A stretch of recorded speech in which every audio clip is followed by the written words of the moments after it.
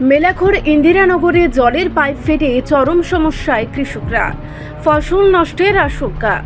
সোনামুড়া মহকুমা অন্তর্গত মেলাঘর ইন্দিরানগর এলাকায় জলের পাইপলাইন বিকল হয়ে পড়ায় চরম সমস্যায় পড়েছেন এলাকার কৃষকরা। দীর্ঘদিন ধরে কৃষির জমিতে সেচের জন্য যে পাইপ বসানো হয়েছিল তা বর্তমানে ভেঙে ও অকেজো হয়ে পড়েছে।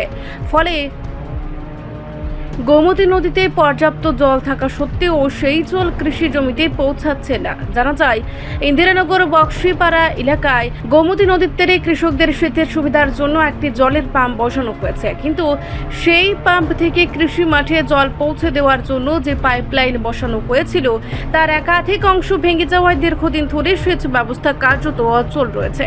স্থানীয়দের অভিযোগ, জলের পাম্পের অপারেটর এবং কৃষকরা বারবার সংশ্লিষ্ট দপ্তরে লিখিতভাবে বিষয়টি জানালেও এখনো পর্যন্ত কোনো স্থায়ী সমাধান করা হয়নি। এর ফলে ইন্দিরানগরে বিস্তীর্ণ কৃষি জমি আজ জলের অভাবে ফেটে চৌচির হয়ে পড়েছে। বিশেষ করে যারা মরিচ, ঝিঙে, বেগুন সহ বিভিন্ন ধরনের সবজি চাষ করছেন, তাদের ফসল বর্তমানে ধ্বংসের মুখে। কিছু কৃষক বাধ্য হয়ে বাড়ির পানীয় জলের লাইনের সাহায্য কোনো রকমে ফসল বাঁচানোর চেষ্টা করছেন। তবে এইভাবে কতদিন ফসল রক্ষা করা সম্ভব তা নিয়ে উদ্বেগে রয়েছেন এলাকায় অন্যান্য কৃষকরাও। জানান, তাদের ধান ও সবজি ক্ষেত জলের অভাবে প্রায় নষ্ট হয়ে যাওয়ার পরিস্থিতি তৈরি হয়েছে। এতে করে বড় ধরনের আর্থিক ক্ষতির আশঙ্কা করছেন কৃষকরা।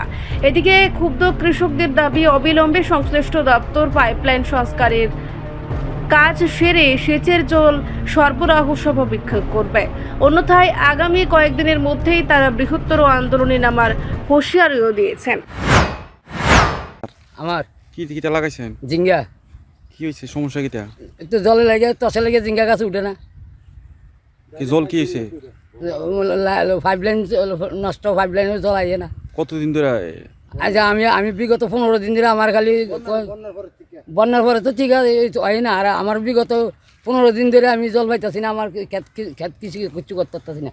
এই যে আমার 6 ক্ষেত যাইতে গেছে নষ্ট হয়ে জল্লা, এই হাজার হাজার টাকা খরচ করেছে ক্ষেত করছি।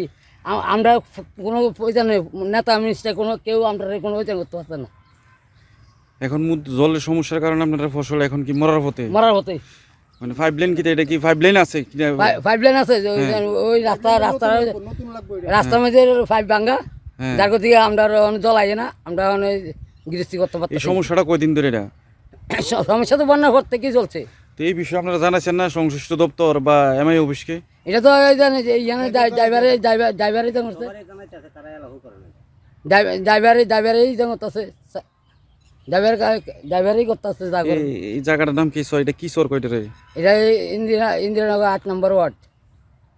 ভাই কোনছেন? সমস্যাটা হলো আমরা ইন্দ্রনগর 8 নম্বর ওয়ার্ডের বন্যার পরেতে আমাদের যে নদীর পাড়ে মেশিন গটা ছিল এটা ভাঙা গেছে, তারপর আবার এটা ব্রিজের কাঁদাত নিছে। তারপর পুরান যে পাইপলাইনটা এটা দিয়ে আমরা চলতে আছে, কিন্তু পাইপলাইনটা বিভিন্ন জায়গায় ভেঙে গেছে বা নষ্ট হয়ে গেছে, বা এই সাইডে জল দিলে ওই দিক দিয়ে বাইরে আবার নদীতে চলে যায়। এই কারণে আমরা বহুবার জানাইছি, মাস্টারে দরখাস্ত দিছে উপর অফিসে, আর কোনো হেলদুল নাই। বর্তমানে মাঠ একবারে শুষ্ক, দেন যে কোনো খেতের কোনো তসে নাই। এই দেন আমার চোখের সামনে কোনো তস নাই।